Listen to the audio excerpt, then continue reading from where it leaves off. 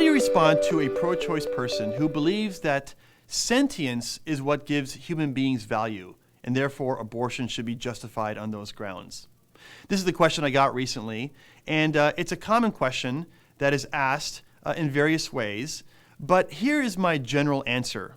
I would claim that the person who argues in that manner is guilty of a form of unjust discrimination. Unjust discrimination. And let me explain to you why that's the case. Many abortion choice advocates argue in a similar fashion, and they basically are saying this, that being a human being is not enough to give you value.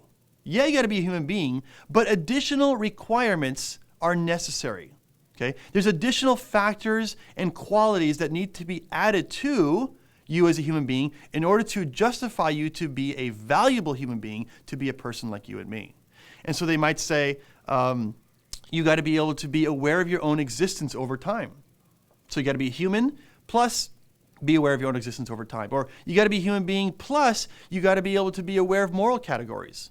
Or you have to be a human being, plus you got to be sentient or conscious. Okay?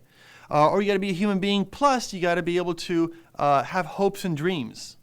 And so it doesn't matter what's on the list. They have this thing where being a human being is not enough, but additional requirements are needed in order to make you a valuable human being. And the problem with this approach is that, first of all, it is subjective and arbitrary, right? I mean, these people are simply determining on a personal whim what characteristics they want to deem to be relevant to the question of human value. And the second problem with the approach is that these characteristics are all self-serving. It's like the big and the strong that are born and already out here get to determine which characteristics we're going to use to disqualify the unborn, the weak, the small, the vulnerable, and the defenseless. Now, history is crowded with many examples where these kinds of lists were created and used in a form of unjust discrimination to disqualify human beings from being valuable. In fact, just if you look in our own country, African Americans were discriminated against in this manner.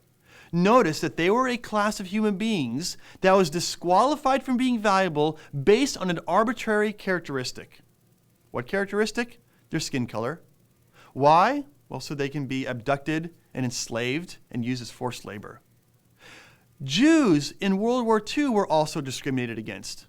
Notice also they were a class of human beings that was disqualified from being valuable based on an arbitrary characteristic. What characteristic? Their ethnicity. Why? So they could be experimented on, so they could be exterminated. And today, unborn children are also being discriminated against in the same way. Notice they are also considered to be a class of human beings, but they are being disqualified based on an arbitrary characteristic. And in this case, sentience. Why? So they can be aborted, so they can be taken out of the picture and moved out of the way of certain people's lives. So this is why I say the abortion choice advocates who argues that sentience is the key factor that gives you human value is simply engaging in an unjust form of discrimination.